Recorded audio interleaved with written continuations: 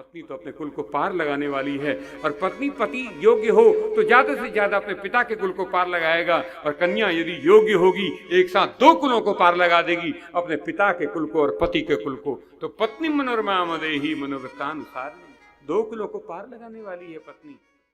कुछ विकार हैं जिन्हें संतों ने कहा नरकगामी हैं, नरक की ओर ले जाने वाले हैं। काम क्रोध मद लोभ सब नाथ नरक के पंथ। ये काम क्रोध लोभ मद ये नरक का मार्ग बताया है। यद्यपि संतों ने ऐसा कहा है, किंतु मेरी दृष्टि में जो मेरी व्यासपीठ में भागवत जी से जो मेरी दृष्टि मुझे मिली है, विकार ठीक है, ये सब विकार हैं, बचना चाहिए। किंतु इन सारे विकारों में जो सबसे भयंकर विकार है वह है लोभ। काम बहुत बड़ा विकार नहीं है, क्रोध भी बहुत बड़ा विकार नहीं है। काम अरे विधाता ने स्वयं रचा है ताकि सृष्टि का विस्तार होते रहे, है ना। भगवान ने अपना वर्कलोड हम पर डाल दिया। बस यही समझ लीजिए, काम एक ऐसा है जो आउटसोर्स है, भगवान ने किया, या आउटसोर्सिंग है भगवान की। तुम आप उत्पन्न करते रहो, सृष्टि का विस्तार करते रहो।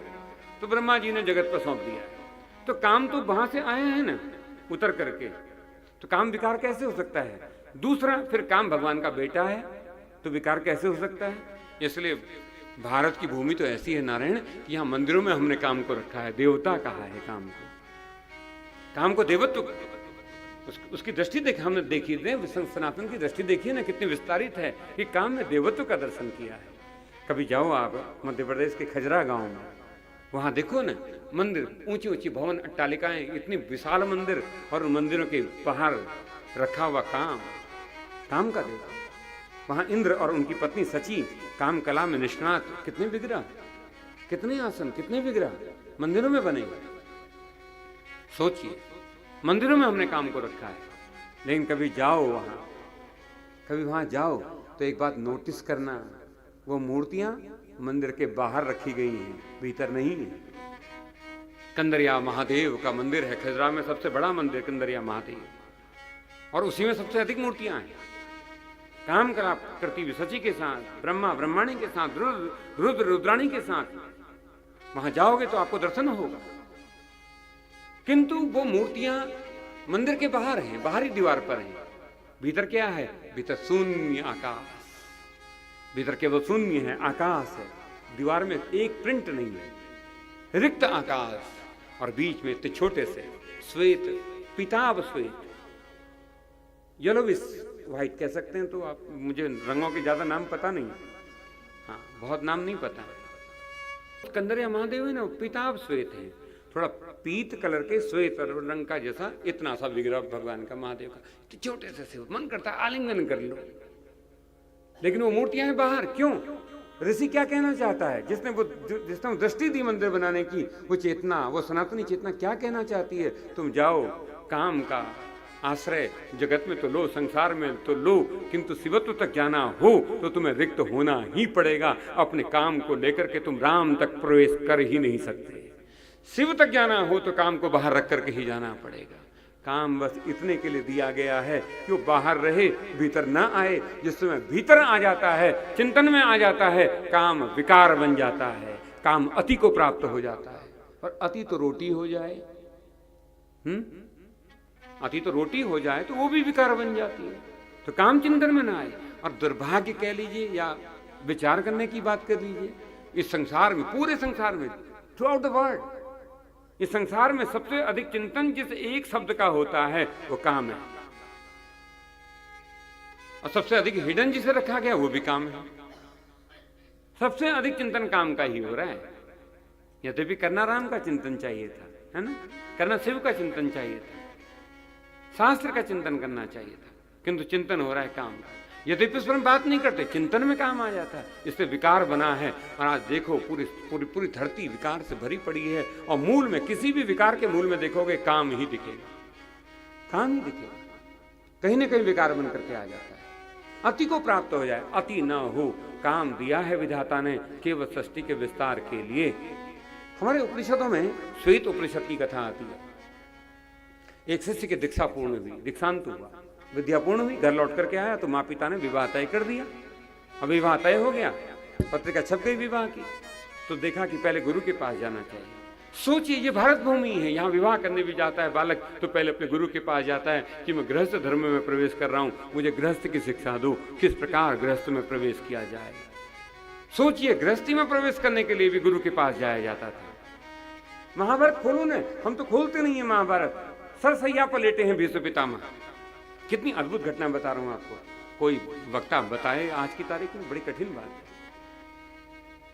सरसैया पर लेटे हैं भीष्म पितामह और केशव भगवान मधुसूदन कृष्ण युधिष्ठिर का हाथ पकड़ करके लेकर के गए और कहा कि इनसे अंत में शिक्षा ले लो।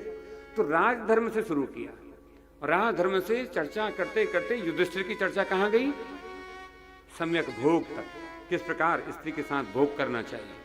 सोचिए गृहस्थ धर्म पर चर्चा आई है और किसके साथ हो रही चर्चा, परदादा के साथ। कौन कर रहा है, परपोता, प्रपौत्र है युधिष्ठिर, परदादा के साथ, परदादा से भी वृद्ध हैं, वृद्ध दादा के साथ चर्चा चल रही है काम की। सोचिए ये अद्भुत, ये भारत में हो सकता है, ये विश्व में कहीं नहीं होता, ये भारत में हो सकता है। और आज विश्व में सिखाता है, चाइल्ड एजुकेशन में ये डाल दिया जाए। हमारे वहां तो महाभारत में रख करके रखा। अब हमने महाभारत पढ़ना छोड़ दिया, पढ़ना छोड़ दिया। एक से हमने पूछा क्यों छोड़ दिया, तो कहते हैं घर में रखते नहीं है महाभारत, है ना। ये बात यहाँ पर भी है क्या, घर में महाभारत नहीं रखते, क्यों नहीं रखते। हमने प्रश्न किया क्यों नहीं रखते, कहते घर में महाभारत हो जाती है। हाँ हाँ हाँ, वैसे तो हो ही नहीं रही महाभारत, वैसे तो लड़ ही नहीं रहे हो,